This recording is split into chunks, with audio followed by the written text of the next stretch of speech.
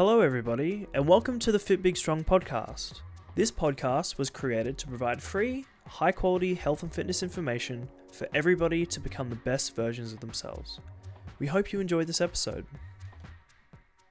Look, I'm just going to go straight up and say it.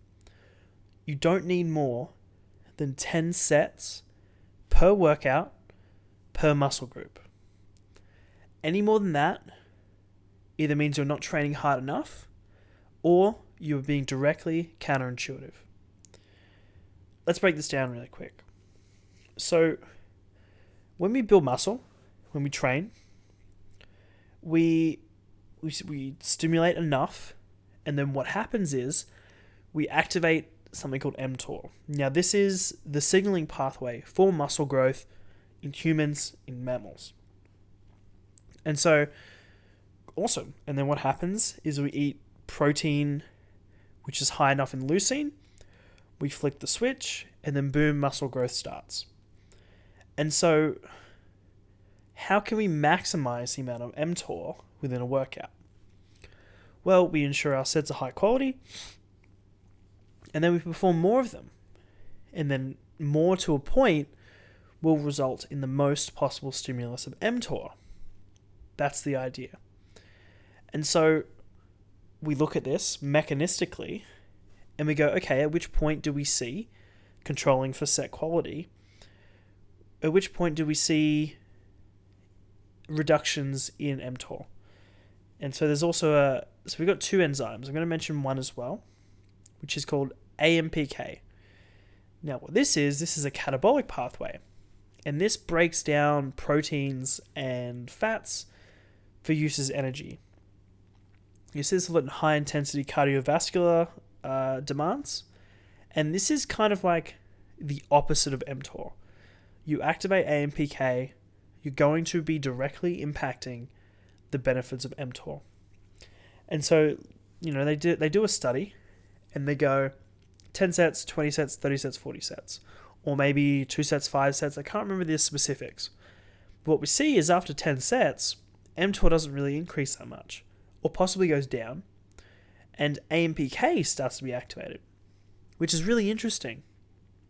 Why is this? It's a good question. Tune in for next time. I'm just joking. So, we have 2 types of muscle fibers. We have more than 2 types, but for this discussion, we only have 2. And we have fast twitch, and we have slow twitch. Fast twitch are like high energy output, very sensitive to growth, but get tired really quick. Now, slow twitch are more like fatigue resistant, more mitochondria, kind of like that. So if you were to compare the two, fast twitch athletes are sprinters, slow twitch are more marathon runners. And so the fibers produce less force, but they're very fatigue resistant. And so once you kind of expel the energy and the capabilities of your fast twitch fibers, you're only really activating these slow twitch fibers, which are actually really fatigue resistant, and they don't grow a hell of a lot much. And so potentially what's happening here is that we stimulate the most of our fast twitch fiber growth within that 10 set range. And then any more than that, it's kind of just like, what are we doing here? Like, we're just trying to get through the workout. We're just using like these slow twitch fibers. And we often see this in practicality when we try to maintain the same intensity in regards to psychological motivation, in regards to actual training strength. Like, we see sharp increases, drop-offs after 10 sets. And it's like, this begs a question. Then why the hell are there top bodybuilders doing 20 set back workouts, leg workouts, etc.? And I'm sorry to break it to you, but a lot of these bodybuilders are not that intelligent. Not to be mean, there's a lot of intelligent bodybuilders, but a lot of them, they just kind of do whatever feels. And they can't really turn off that switch. That's just how it is. I'm sorry that if I offended your favorite bodybuilder, but that's okay. I'm here to spread the right information, not the wrong information. And so clearly there seems to be a connection between quality over quantity. And so when I'm a fan of more volume is probably better for growth. To a point. Only if set quality is met. Only if you're training close enough to failure, your form is on point, and then if you're recovering, consider increasing the dose or the sets of your workout. And so really I think a good metric of is your workout low quality or high quality is, do you struggle to hit 10 sets? Is that like a hard workout? Because if it's not, I'd reconsider your quality. And so I see this a lot with people in the gym. They'll be 20 sets, 30 set workouts, but they're not trained to failure or are close enough to failure, which is 3 reps in reserve or above from intermediates and beyond. And so you introduce them to hey, are you actually training hard enough? It's God, there's no way in hell they're getting through 20 to 30 sets of that kind of training. Because after 10 sets, coincidentally enough, the set quality drops drastically due to motivation and strength levels. Which I think is really interesting. I think it's something to keep in mind. And a lot of people, they have this mentality of train hard, brother. You gotta damage the muscle as much as possible and just annihilate themselves in the gym. And it's yeah, look, that mentality is fun. It feels good and you feel like a beast. But there's a difference between damage and growth. It's hang on, doesn't the growth come from the damage in the muscle? Yes, it does. But if you were to break your leg in a car accident, whoa, what's going on, Ashton? I'm not good at driving. And so I crash my Hyundai i30 in a back street, sliding around the corner, Tokyo Drift style. This isn't Tokyo. And I end up breaking my leg. Once the cast comes off, if more muscle damage equals more growth, then shouldn't I have Ronnie Coleman's legs? It's it's important to consider you get to a point with your workouts where you create damage to the muscles and perhaps the tendons and all that kind of stuff around the muscle. And it's great. That's stimulative. And then more is stimulative. And then it gets to a point where you're not stimulating anymore. In fact, you're actually breaking down the tissues to a point where it's almost now the body has to heal the tissues to an acceptable range for function. And then once it reaches that level, it's going to consider muscle growth.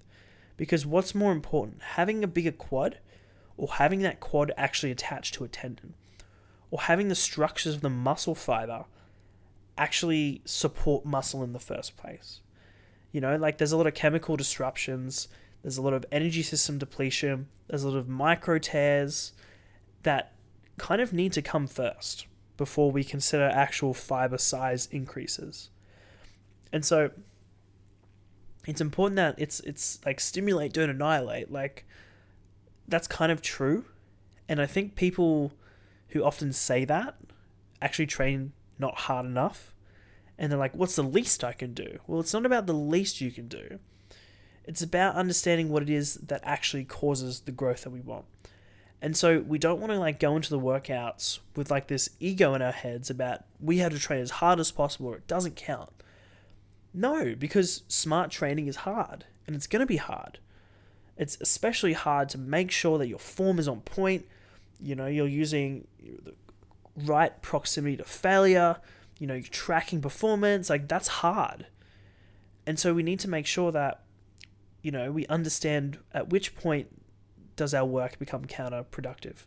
Because a lot of people, including me, God, it's hard to not train hard. I love to just go in the gym and F shit up. It's just something I love doing. And so it's really important that we understand that damage does not equal growth. Because we need to be activating these pathways.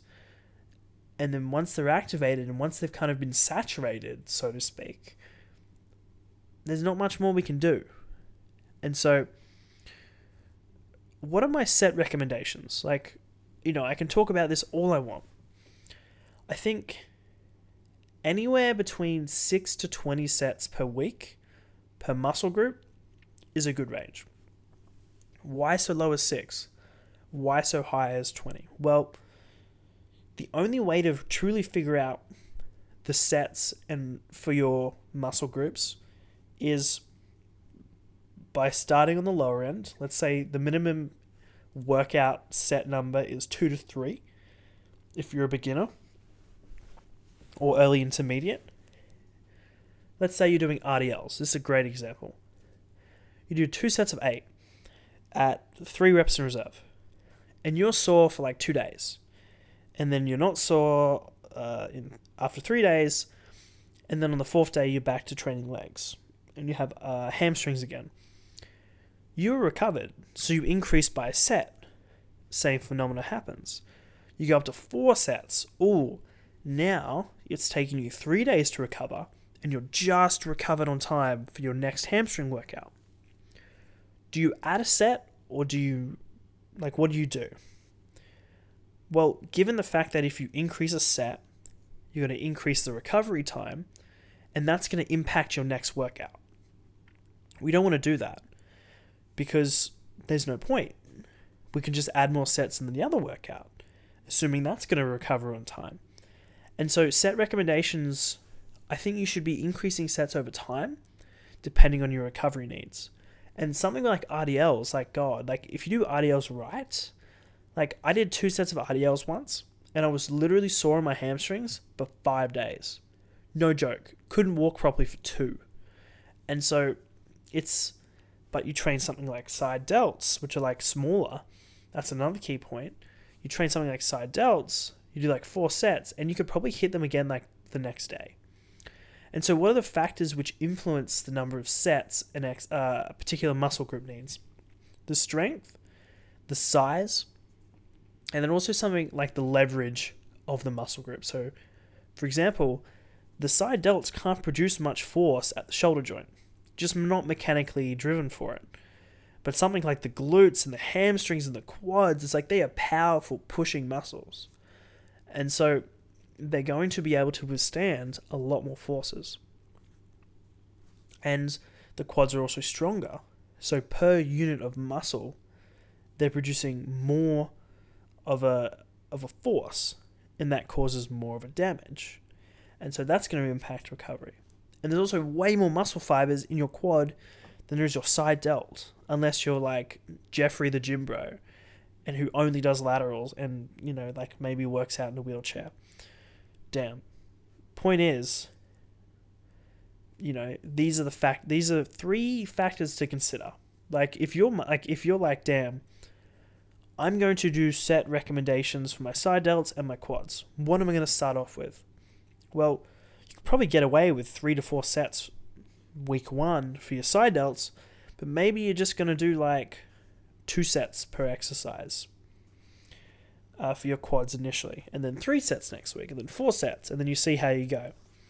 It's just about if the muscle group is bigger, stronger, and more mechanically advantaged, play it on the lower ends of side of things. So those are all points to consider for your own training. Thank you for listening. This has been a pretty short, sweet, concise podcast episode coming from this beautiful hotel. Thank you. Thank you for listening to this episode of the FitBigStrong podcast. If you enjoyed this episode or gained some value from it, then your support is greatly appreciated. The more positive ratings, likes, and comments we receive, the more this podcast gets promoted organically. We look forward to you tuning in for more episodes.